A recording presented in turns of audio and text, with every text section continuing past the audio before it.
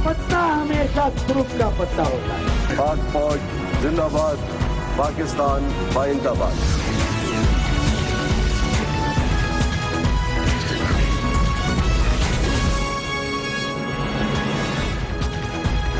आप देख रहे हैं खबरों, तबसरों और तज्जियात पर मबनी पाकिस्तान का सबसे मोतबर न्यूज शो दुनिया, कामरान खान के साथ।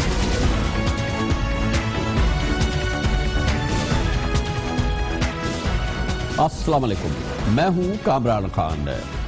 पुलिस मुकाबले चाहे पाकिस्तान के किसी भी इलाके में हो मुतनाज़िया समझे जाते हैं, लेकिन वो पुलिस मुकाबले जो कि पंजाब में होते हैं वो आलमी शोहरत इख्तियार कर चुके हैं। इसलिए नहीं कि वो सिर्फ पुलिस मुकाबले होते हैं, बल्कि जिस अंदाज के ये पुलिस मुकाबले होते हैं और जितने ज़्यादा पुलिस मुकाबले होते हैं, दुनिया का कोई शायद ऐसा शहर इलाका नहीं है जहाँ पे इतनी बड़ी तादाद में पुलिस को हमला आवरों का, मुल्ज़िमान का, बराह रास्त हमलों का सामना होता हो और इस अंदाज के पुलिस मुकाबले होते हों। लेकिन पंजाब में होने वाले भी पुलिस मुकाबलों के हवाले से, जो कि उमूमन इंतहाई मुतनाज़िया होते हैं, परसों होने वाला पुलिस मुकाबला दिलखराज भी है और कई अंदाज से बर्बरियत भी लगता है। ये पुलिस मुकाबला उकाड़ा में हुआ और ये होने से 2 घंटे कबल 2 मुल्ज़िमान आमिर और परवेज, जिनको उकाड़ा की पुलिस ने गिरफ्तार किया था, उसके अहले खाना रोते चीखते चिंगाड़ते लाहौर पहुंचे थे और लाहौर के प्रेस क्लब के बाहर उन्होंने मुजाहिरा किया था और इल्जाम लगाया था कि आमिर और परवेज को उकाड़ा पुलिस ने गिरफ्तार किया है और इनके अहले खाना को बताया गया है कि 2 घंटे बाद आएं और इनका पुलिस मुकाबला होगा और उसके बाद इनकी लाशें ले जाएं। इसके बाद ये लोग रोते हुए जब लाहौर प्रेस क्लब में पहुंचे, वहां पर अपनी पूरी रुदात सुनाई। उन्होंने कहा, चीखे चिल्लाए, अदलिया को आवाज दी, मीडिया को आवाज दी कि खुदारा रोके, इससे पहले कि हमारे अहले खाना का, आमिर और परवेज का पुलिस मुकाबला हो जाए, वो हलाक कर दिए जाए। लेकिन किसी ने उनकी सुनवाई नहीं की और हुआ भी ऐसा। तकरीबन 2 घंटे बाद उकाड़ा पुलिस ने मीडिया को बताया कि एक बड़ा पुलिस मुकाबला हुआ है जिसमें 2 बकौल पुलिस के मुबैना डाकू आमिर और परवेज पुलिस का मुकाबला करते हुए हलाक हो गए हैं। ये तो बात हुई थी परसों रात की, जो तकरीबन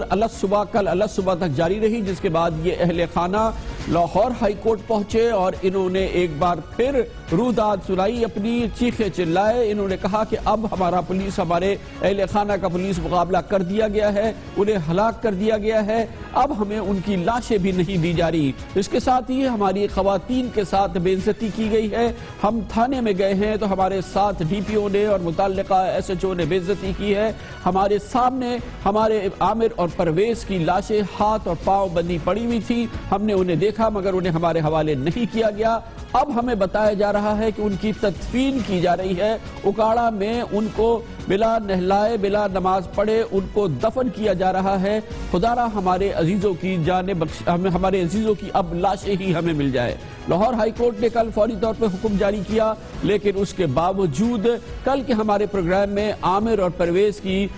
हमशीरा आई और उन्होंने कहा कि इस तमाम हुक्म के बावजूद हमारे अजीजों की लाशें, आमिर और परवेज की लाशें हमारे हवाले नहीं की गई हैं और उन्हें उकाड़ा में दफन कर दिया गया है। आज एक कहानी मजीद दिलखराज कहानी है, क्योंकि आज लाहौर हाई कोर्ट ने उकाड़ा में होने वाले पुलिस मुकाबले में दोनों संग भाइयों की हलाकत के मुकाबले में, एक बार मुकाबले में हलाक होने के बाद इनकी लाशें गुरसा के हवाले करने का फिर हुक्म जारी किया गया और कहा गया कि फौरी तौर पर ये लाशें हवाले कर दी जाए। लेकिन हमारी इत्तलात के मुताबिक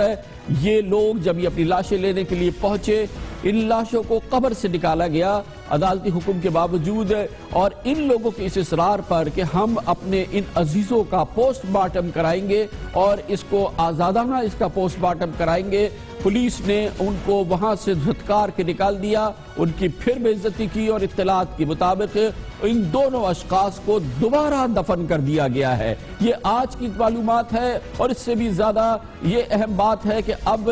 ये लोग छुपे घूम रहे हैं। इनके वरसा शदीद परेशान हैं, जिनके 2 अजीज मुबैना पुलिस मुकाबले में हलाक किए जा चुके हैं। ये भी बहुत अहम बात है कि اب اس کی پوری صورتحال جب پورے پاکستان تک پہنچ رہی ہے، ہمارے پروگرام کے ذریعے یہ پوری دنیا تک پہنچ رہی ہے، پولیس اب صحافیوں کے پیچھے جا رہی ہے۔ اکاڑا کے وہ صحافی جن کا تعلق دنیا نیوز اور دنیا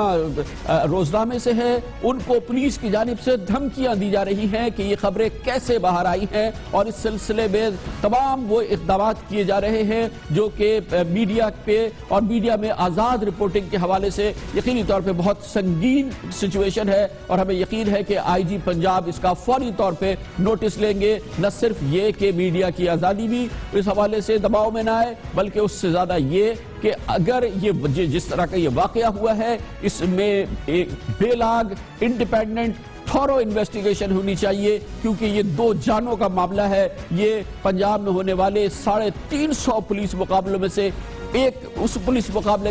کی بات ہے جو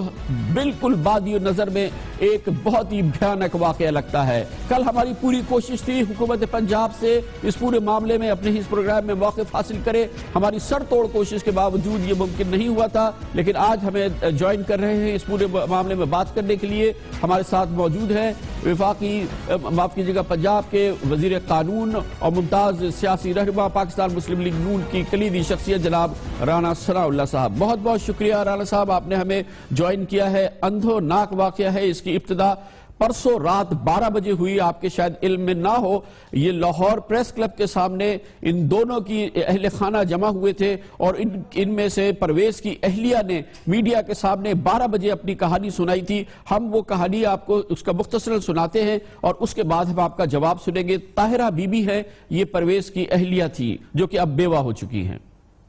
وہ 1 بجے لے کے گیا، ہماری شہباز شریف سے وزیر اعلیٰ سے اپیل ہے کہ ہمیں انصاف چاہیے، ڈی پی او سے پوچھے کہ وہ اتنی بے انصافی کیوں کر رہے ہیں، چھوٹے چھوٹے بچے ہیں ان کو کیوں ایسے ماننا چاہتے ہیں، کوئی ماننے کی ہوگی وجہ تو ہوگی نا، بتائیں تو صحیح ہمیں کہ وہ کیوں ماننا چاہتے ہیں، وہ کیوں اتنا تشدد کر رہے ہیں۔ ہماری اپیل ہے کہ ہمیں انصاف چاہیے فوری طور، ڈی پی او جو ہے وہ پیش کرے، ادھر ہائی کورٹ میں ہی لے آئے ان کو، وہ کہہ کے گئے ہیں نا کہ ہم تشدد کر کے ان کو مار دیں گے، آج انکاؤنٹر کر دیں گے، تو ہماری اپیل ہے ہمیں انصاف چاہیے۔ میرے چھوٹے چھوٹے بچے ہیں، آپ دیکھ رہے ہیں، تو یہ چھوٹے چھوٹے بچوں کا کیا ہوگا، میں کدھر جاؤں گی اگر میرے بیاہ کو ایسے بے انصاف انہوں نے بے گناہ مار دیا تو۔ رانا صاحب، اس کے بعد ہوا یہ کہ 2 گھنٹے بعد ہمیں اطلاع ملی کہ اکاڑا پولیس نے باقاعدہ بتایا کہ ایک پولیس مقابلہ ہوا ہے جس میں کہ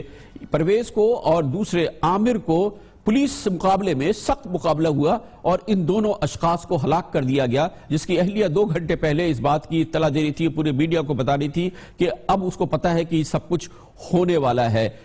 کیا آپ نے اس سلسلے میں معلومات حاصل کی ہے؟ حکومت پنجاب اس جو واقعہ جو بادی نظر میں انتہائی دلخراش واقعہ لگتا ہے، اس کے بارے میں اب تک آپ کے پاس کیا معلومات ہے؟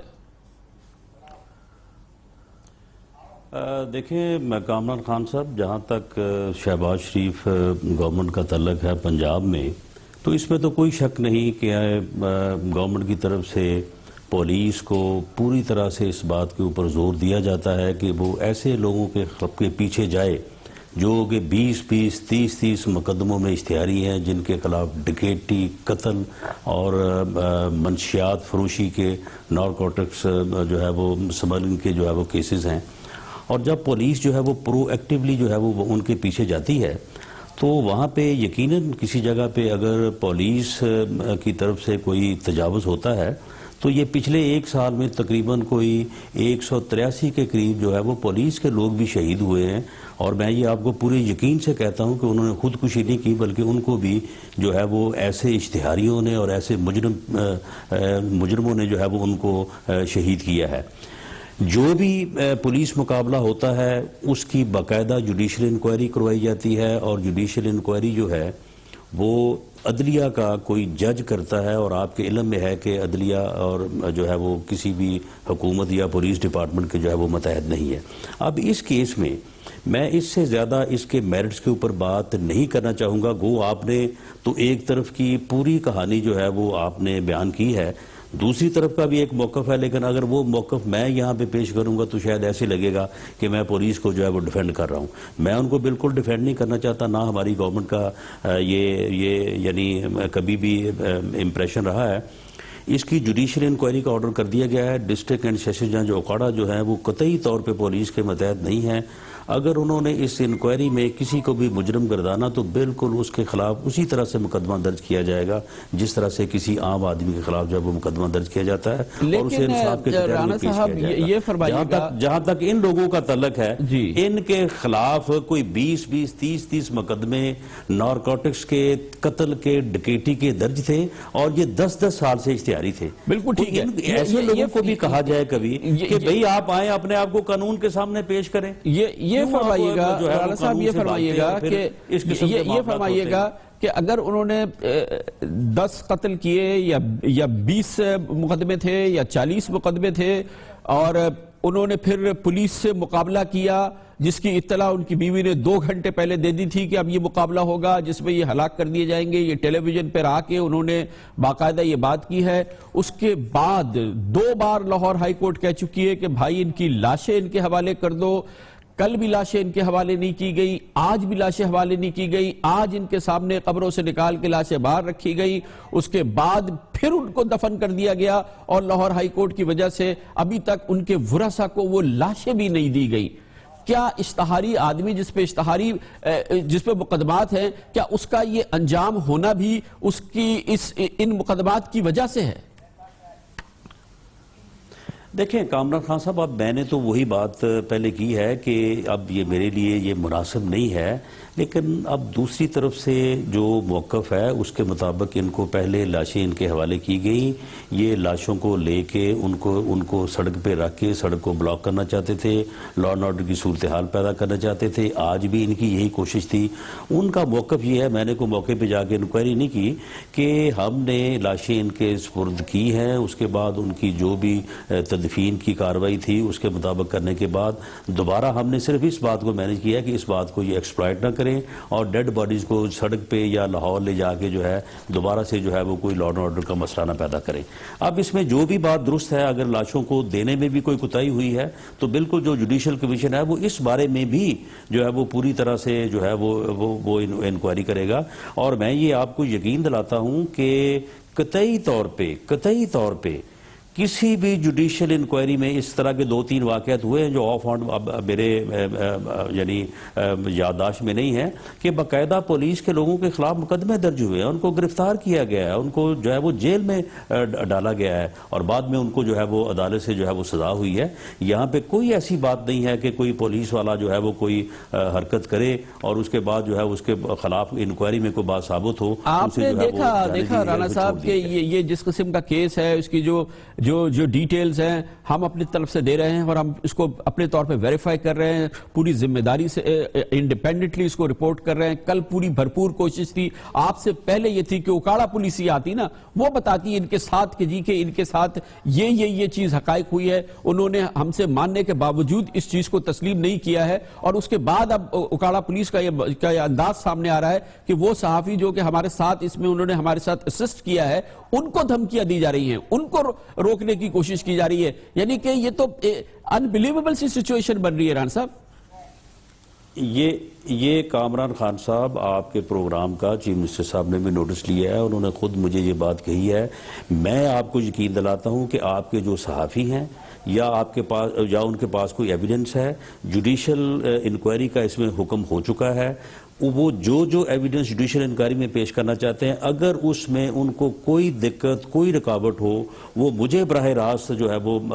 آگے بتائیں. اگر مجھے ملنے میں کوئی مشکل ہو آپ کو فون کر دیں، آپ مجھے فون کر دیں، میں خود ان سے رابطہ کر لوں گا اور اس سلسلے میں انکوائری کو ہم بالکل میرٹ پہ اور شفاف طریقے سے کروائیں گے اور جو اس کا رزلٹ ہوگا وہ بالکل آپ کو بھی پیش کریں گے کہ آپ اس کے مطابق جو ہے اپنے پروگرام میں جو ہے وہ لوگوں کو آگاہ کریں. بہت بہت شکریہ جناب. رانا ثناء اللہ ہمارے ساتھ تھے. یہ ایک اہم واقعہ ہے حکومت پنجاب کے موقف کا. جن تھا رانا ثناء اللہ صاحب نے محتاط انداز میں یہ موقف بیان کیا ہے، مگر آپ فرماتے ہیں کہ چیف منسٹر نے ہمارے اس پروگرام کا نوٹس لیا ہے. جناب شہباز شریف نے جوڈیشل انکوائری آرڈر کی ہے اور یہ بھی کہا گیا ہے کہ اس جوڈیشل انکوائری کو انڈیپینڈنٹ رکھا جائے گا اور اس کے نتائج جو ہیں وہ ہم تک بھی کمیونیکیٹ کیے جائیں گے. لیتے ہیں کمرشل بریک اور اس کے بعد ذکر کریں گے کہ ایک اور اسکیم آنے والی ہے کالا دھن سفید کرنے کی اسکیموں کی. پاکستان میں कमी नहीं है। एक बार फिर जो टैक्स देने वाले हैं वो बेचारे उंगलियां दांतों में दबाए बैठे देख रहे हैं कि एक बार फिर वो लोग जिन्होंने कभी जिंदगी में टैक्स नहीं दिया, काला धन उनके पास है, वो सफेद करा ले। इसकी एक स्कीम कल आने वाली है, इसकी जुजियात आपको बताते हैं छोटे से कमर्शियल ब्रेक के बाद।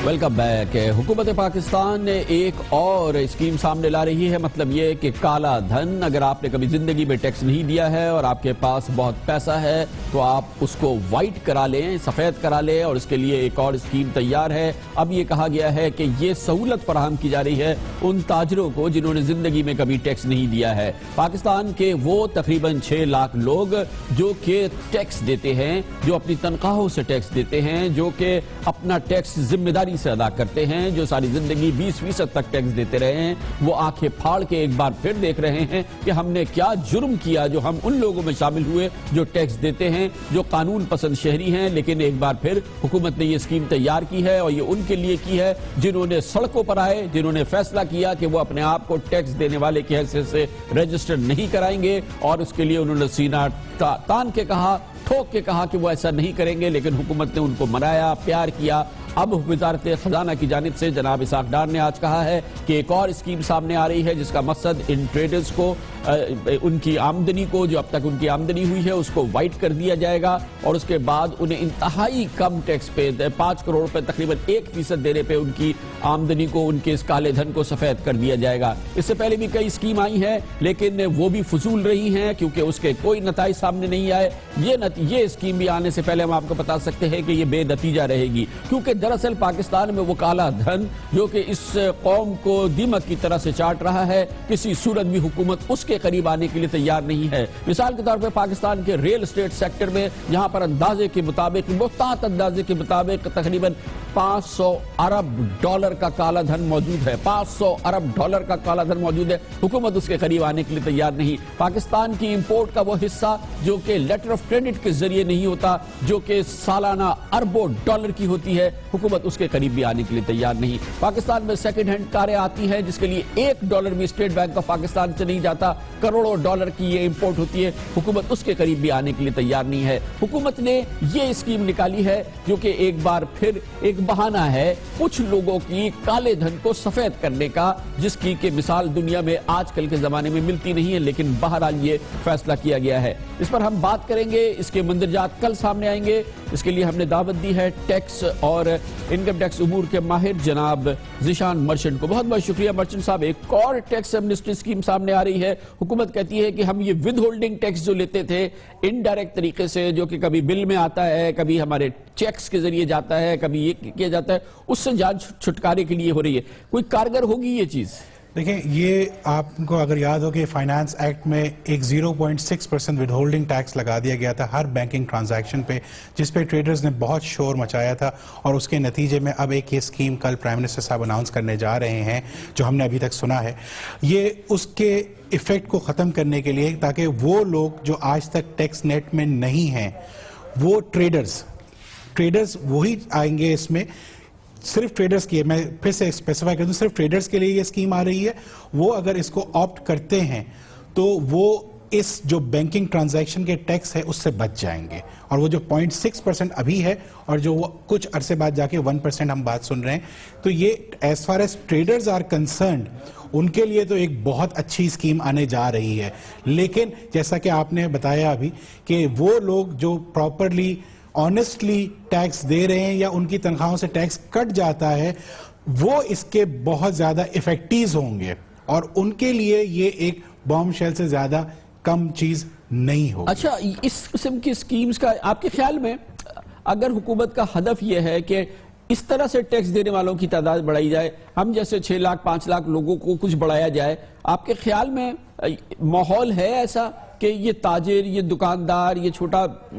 ठेले वाला या बड़ी दुकान वाला वो इससे फायदा उठाएगा, जिसने जुलूस निकाले, जलसे निकाले कि हम इस निजाम का हिस्सा ही नहीं बनना चाहते? دیکھیں اگر آپ اس کو ان کے پوائنٹ آف ویو سے دیکھیں گے اس وقت ایف بی آر نے ایک ڈر تو بٹھایا ہوا ہے ان دا فارم آف یہ جو ود ہولڈنگ ٹیکس ہے اور اس سے ایف بی آر کو ٹھیک ٹھاک رقم حاصل ہو رہی ہے اور اگر آپ یہ دیکھیں کہ جو ٹریڈرز ہیں انہوں نے جو ہے بینک کا استعمال کرنا بالکل بند کر دیا ہے تو اس سے ان کو بھی کچھ نہ کچھ نقصان تو ہو ہی رہا ہے اور ہماری اکانومی بھی بالکل رک گئی ہے. اب اگر یہ اسکیم آنے سے جیسا کہ ٹریڈر کمیونٹیز نے جو ہے ایشورنس دلائی ہے کہ وہ لوگ سامنے آئیں گے اور اگر یہ لوگ آ جاتے ہیں تو کہیں نہ کہیں سے جو لوگ ٹیکس نہیں دے رہے تھے بالکل بھی وہ کچھ نہ کچھ کنٹریبیوشن تو دیں گے اور اس سے اگر ٹیکس کچھ نہ کچھ جمع ہو جائے گا تو شاید ہم اور آپ جو آنیسٹلی ٹیکس بھر رہے ہیں ان کے ٹیکس ریٹ میں کچھ کمی آ سکے. یہ بتائیے گا کہ اگر حکومت واقعی کالے دھن کو ٹچ کرنا چاہتی ہے تو جو کالے دھن کا پہاڑ ہیں یعنی کہ مثال کے طور پر ریل اسٹیٹ سیکٹر ہے جس میں ایک اندازے کے مطابق 500 ارب ڈالر کا کالا دھن ہے پاکستان کے اندر. یہ امپورٹس ہوتی ہے یہ انڈاکیومنٹڈ امپورٹس ہے لیٹر آف کریڈٹ کے بغیر کروڑوں ڈالر کی ہر سال ہو رہی ہوتی ہیں. یہ گاڑیاں امپورٹ ہوتی ہیں سونا آتا ہے یہ اس کے لیے اسٹیٹ بینک آف پاکستان $1 نہیں دیتا. کھلے عام یہ پوری چیز ہو رہی ہے. حکومت اس کے قریب بالکل نہیں آتی اس کو ٹچ نہیں کرنا چاہتی تو کیسے یہ ہے کہ یہ واقعی کالے دھن کو سفید کرنا چاہتی ہے یا اس نظام کو صحیح کرنا چاہتی ہے. یہ تو ساری ایک سپرفیشل ایک عجیب سی کاسمیٹک سی چیز ہے جس میں سے کل ایک اناؤنسمنٹ ہو جائے گا. دیکھیں میں آپ کو کامران صاحب ایک چیز یہ بتا دوں کہ اس وقت گورنمنٹ جو ہے انڈائریکٹ تھریٹس آف جو ہے فنڈز ہے ان کا شارٹ فال ریونیو شارٹ فال ہے. تو ٹو بگن وتھ اگر اس کو اس پازیٹیو دو اینگل سے لیا جا سکتا ہے اگر پازیٹیو سائڈ سے لیا جائے تو یہ ایک سٹارٹ ہے کہ جو ٹریڈرز سے شروع ہو رہا ہے. جہاں تک آپ نے بات فرمائی کہ پراپرٹی پہ جو کالا دھن ہے اس کی پرابلم یہ ہے کہ یہ ان کے جو کلیکٹر ریٹس ہیں جو سٹیمپ ڈیوٹی ریٹس ہیں وہ پروونسز گورن کرتے ہیں. تو جب تک پروونسز ان ریٹس کو پراپر نہیں کریں گے ایف بی آر اس میں کوئی خاطر خواہ رول پلے نہیں کر سکتی. ہاں being a federation being government of Pakistan prime minister صاحب پروونسز کو یہ تو کہہ سکتے ہیں کہ بھائی یہ جو پراپرٹی کے ریٹس ہیں اس کو پراپر کیا جائے تاکہ جو پراپرٹی آج ایکچولی 2 کروڑ کی ہے یا 10 کروڑ کی ہے اور جس کی آفیشیل ویلیو 20 لاکھ روپے ہے تو وہ ریٹس میں کوئی پیرٹی آ جائے. اس وقت تو یہ ہو رہا ہے کہ اگر آپ ڈیفنس میں فیز 8 میں کوئی پلاٹ خریدتے ہیں تو اس کی ایکچوئل ویلیو ہے 20 لاکھ روپے اور اس کی کلیکٹر ویلیو 20 لاکھ روپے اور اس کی ویلیو جو ہے 10 کروڑ روپے ہے یا 4 کروڑ روپے ہے تو اس کی کوئی پیرٹی نہیں ہے. تو یہ سارا کا سارا کالا دھن میں کنورٹ ہو رہا ہے. تو آپ کا اگر وائٹ پیسہ بھی ہے تو وہ آہستہ آہستہ بلیک اکانومی میں چلا جاتا ہے. یہ تو جو وائٹ ہے وہ بھی روزانہ بلیک میں شامل ہو رہا ہوتا ہے. ہم نے تو نظام بنایا ہے کہ ہم کالے دھن کی ایک مشین ہے دنیا میں جس کی کوئی مثال نہیں ملتی. دیکھیں میں اس میں ایک کریٹیکل اس لیے بہت بولتا ہوں کہ ایف بی آر کے لیے کہ اب وہ ٹائم ہے کہ ہمیں وہ پازیٹیو سٹیپس لینے کی ضرورت ہے کہ ہماری اکانومی کو جو ہے ٹرن اراؤنڈ ہونا یہ سب بہت ضروری ہے. اگر ہمارے ملک کی معیشت کو چلانا ہے تو پازیٹیو سٹیپس لینے پڑیں گے. شاید یہ ہو سکتا ہے ریٹیلرز والا سٹیپ ایک پہلا قدم ہو. بہت بہت شکریہ جناب ذیشان مرچنٹ ہمارے ساتھ تھے. کمرشل بریک اور اس میں اس دوران آپ نیوز ہیڈ لائنز دیکھیں گے اور کمرشل بریک اس کے بعد ہم آپ کو بتائیں گے کہ وزیر اعظم جناب نواز شریف کرکٹ کے پلیئر ہیں. آج انہوں نے بہترین گگلی کے لی ہے گگلی کرائی ہے وہ ہم آپ کو گگلی کیا انہوں نے کرائی وہ دکھائیں گے کمرشل بریک کے بعد.